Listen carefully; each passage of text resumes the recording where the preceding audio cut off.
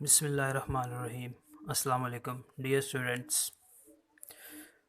Question paper को आपने paper में कैसे सॉल्व करना है इसके मतलब आपको एक एक्सप्लेन्ड लेक्चर दिया जा चुका है कि आपने पेपर में किस तरह से अपनी प्रेजेंटेशन को इस तरह से बनाना है कि एग्जामिनर आपके मार्क्स डिटेक्ट ना कर सके।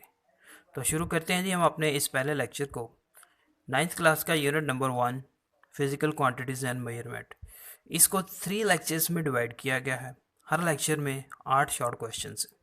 ये शॉर्ट क्वेश्चंस आपके सामने इंग्लिश मीडियम में मौजूद हैं, लेकिन हमारे इस यूट्यूब चैनल पे आप इन शॉर्ट क्वेश्चंस को उर्दू में भी देख सकते हैं। तो इस क्वेश्चन पेपर को ज़रा गौर से देख लीजिए। आगे इन्हीं क्वेश्चन को सॉल्व करके दिखाया जा रहा है कि पेपर में आपने किस तरह से अपनी प्रेजेंटेशन को बेहतरीन बनाना है ताकि आप पे नंबर डिटेक्ट ना हो सके। शुरू करते हैं जी इस पेपर को।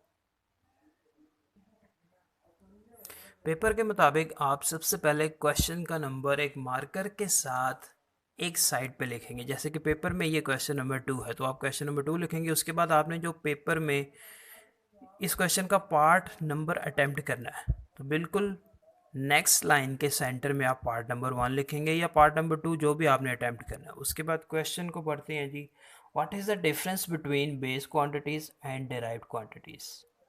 बेस क्वांटिटीज़ और डिराइव क्वांटिटीज़ में क्या फ़र्क है। तो आपने हर क्वेश्चन की हेडिंग लाजमी बनानी है जैसे कि पेपर पैटर्न के लेक्चर में आपको बताया गया था। तो इसमें दो चीज़ों का पूछा गया है, एक बेस क्वांटिटीज़ और एक डिराइव क्वांटिटीज़। तो आप पहली हेडिंग बनाएंगे बेस क्वांटिटीज़, उसके बाद उसकी डेफिनेशन लिखेंगे। The quantities on the basis of which other quantities are expressed are called base quantities. उसके बाद इन बेस क्वांटिटीज़ की तादाद लिख दी एक हेडिंग की सूरत में। हेडिंग आपने एक लाइन छोड़ के लिखनी है मार्कर के साथ। जहाँ पे हेडिंग ख़त्म हुई वहाँ से नीचे वाली लाइन पे आप लिखेंगे देयर आर 7 बेस क्वांटिटी। उसके बाद नेक्स्ट हेडिंग इसी क्वेश्चन में दो चीज़ें पूछेंगी थी। दूसरी चीज़ है डेराइव क्वांटिटीज़। तो आपने ये हेडिंग एक लाइन छोड़ के बनानी। जहाँ भी मार्कर इस्तेमाल करेंगे आप एक लाइन की स्पेस छोड़ के फिर हेडिंग यूज़ करेंगे। The quantities that are expressed in terms of base quantities are called derive quantities. फिर उसके बाद इस क्वेश्चन की डिटेल के लिए आप एक लाइन स्पेस छोड़ेंगे और एक हेडिंग बनाएंगे नोट और तादाद लिखेंगे कि इन डेराइव्ड क्वांटिटीज़ की तादाद बहुत ज़्यादा है। Next part number 2, estimate your age in second. आपने अपनी उम्र का अंदाज़ा लगाना है सेकेंड्स में। तो आप इसकी हेडिंग बनाएंगे एज एस्टिमेशन। फ़र्ज़ करें जी क्वेश्चन में एज नहीं गिवन तो आपने 14 ईयर्स की एज लिखनी है क्योंकि 9th क्लास में एज तकरीबन 14 साल बनती है। 14 ईयर्स को आपने 14 ईयर्स को आपने डेज़ में कन्वर्ट करना है। तो लिहाजा एक साल में 365 डेज़ होते हैं तो 365 से मल्टीप्लाई कर दें। दिन के बाद घंटे, एक दिन में 24 घंटे होते हैं तो 24 से मल्टीप्लाई कर दें। उसके बाद घंटों में कितने मिनट्स होते हैं 60 मिनट्स, तो मल्टीप्लाई कर दें 60 से। मिनट्स के बाद आपने सेकंड्स में कन्वर्ट करना है तो एक मिनट में 60 सेकंड होते हैं तो 60 के साथ मल्टीप्लाई करके कैलकुलेटर से जो आंसर आएगा वो आपने लिख देना। ये आपकी एज होगी तकरीबन सेकंड्स में। अगर क्वेश्चन में एज गिवन है तो आप एग्जैक्टली क्वेश्चन के मुताबिक एज लिखेंगे। अगर क्वेश्चन में एज नहीं गिवन तो आप 9th क्लास के लिए 14 ईयर्स की एज लिखेंगे। इसी क्वेश्चन नंबर 2 का part number 3, define prefixes and give an example. तो सबसे पहले आप पेपर के सेंटर में पहली लाइन में इस क्वेश्चन का पार्ट नंबर लिखेंगे। उसके बाद प्रीफिक्सेस के मतलब ये डेफिनेशन पूछिए और एग्जाम्पल पूछिए तो आप इसकी हेडिंग बनाएंगे प्रीफिक्सेस। उसके बाद इसकी डेफिनेशन लिखेंगे।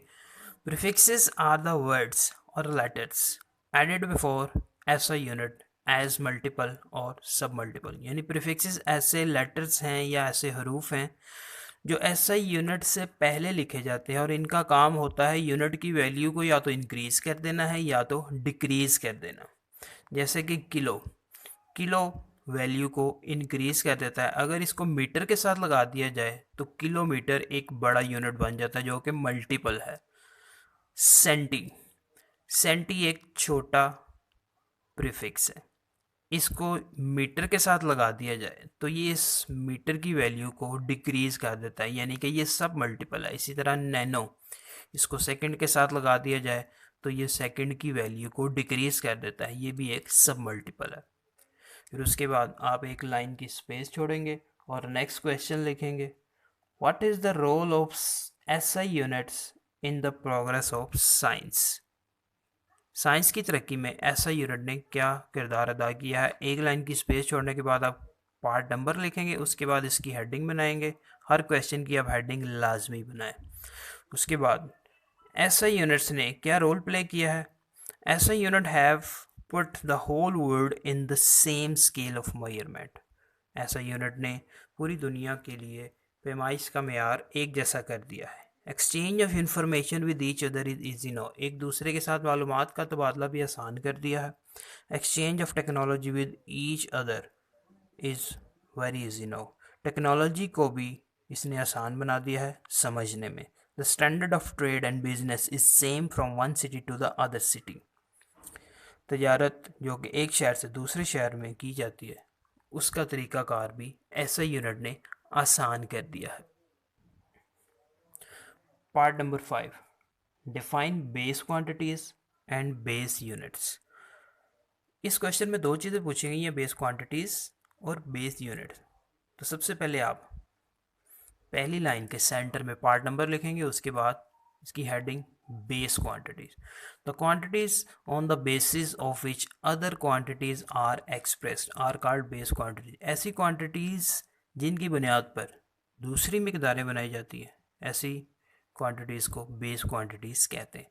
उसके बाद एक लाइन छोड़ने के बाद आप इनकी एग्जाम्पल लिखेंगे और इनकी तादाद 7 है, ये सातों आपने लिख दी। फिर एक लाइन छोड़ने के बाद इस क्वेश्चन का दूसरा हिस्सा base unit, the units which describe the base quantities.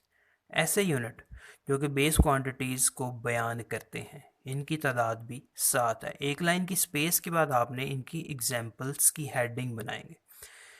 Next part number 6, एक लाइन की स्पेस छोड़ने के बाद आप पार्ट नंबर 6 का आंसर लिखेंगे, what are significant figures in measurement. Significant figures क्या होती हैं, तो हेडिंग बनेगी सिग्निफिकेंट फिगर्स मार्कर के साथ एक साइड पे। इसकी definition, all the accurately known digits and the first doubtful digit are called significant figures. कि किसी भी पैमाइश के अंदर सही तौर पर मालूम अदाद और पहला मशकूक अदद सिग्निफिकेंट फिगर्स कहलाते हैं। इनके कई रूल्स हैं, रूल्स के मुताबिक इनकी एग्जाम्पल्स गिवन हैं। इस क्वेश्चन नंबर 2 का part number 7, convert the age of 16 years into seconds. 16 साल की उम्र को सेकंड्स में कन्वर्ट करें। इस क्वेश्चन में एज गिवन है, लिहाजा आप यही एज लिखेंगे जो गिवन है, 16 ईयर्स। इन 16 ईयर्स को सबसे पहले आप डेज में कन्वर्ट करेंगे कि एक साल में 365 डेज होते हैं, तो आप 365 से मल्टीप्लाई करेंगे। दिनों के बाद एक दिन में 24 घंटे होते हैं, तो 24 से मल्टीप्लाई करेंगे। घंटों के बाद एक घंटे में 60 मिनट्स होते हैं, तो 60 से मल्टीप्लाई करेंगे। एक मिनट में 60 सेकंड्स होते हैं, तो 60 से मल्टीप्लाई करेंगे। इन सबको कैलकुलेटर से मल्टीप्लाई करने के बाद आप आंसर लिख देंगे। Next part number 8, what are significant figures. How many digits in 0.027 are significant figures? इस पार्ट नंबर 8 को स्टार्ट करने से पहले आप एक लाइन की स्पेस छोड़ेंगे, पार्ट नंबर लिखेंगे, साइड पे हेडिंग बनेगी सिग्निफिकेंट फिगर, जैसे कि ये डेफिनेशन पहले भी गुजर चुकी है। All the accurately known digits and the first doubtful digit are called significant figure. किसी भी पैमाइश में सही तौर पर मालूम आदाद और पहला मशकूक अदद सिग्निफिकेंट फिगर कहलाते हैं। इस क्वेश्चन में पूछा गया है कि 0.027 में कितने डिजिट सिग्निफिकेंट हैं। तो बुक में एक रूल है, डेसिमल के बाद जो ज़ीरो होगा स्पेसिंग पर्पस के लिए वो सिग्निफिकेंट नहीं होता। इसके अलावा बाकी दो बच गए, 2 और 7, लिहाजा इस में सिग्निफिकेंट फिगर्स की तादाद है 2। There are 2 significant figures in 0.027। Dear students, ये लेक्चर आपके सामने इंग्लिश मीडियम में बयान किया गया है। यही लेक्चर आपको हमारे इस यूट्यूब चैनल पे उर्दू मीडियम में भी मिलेगा।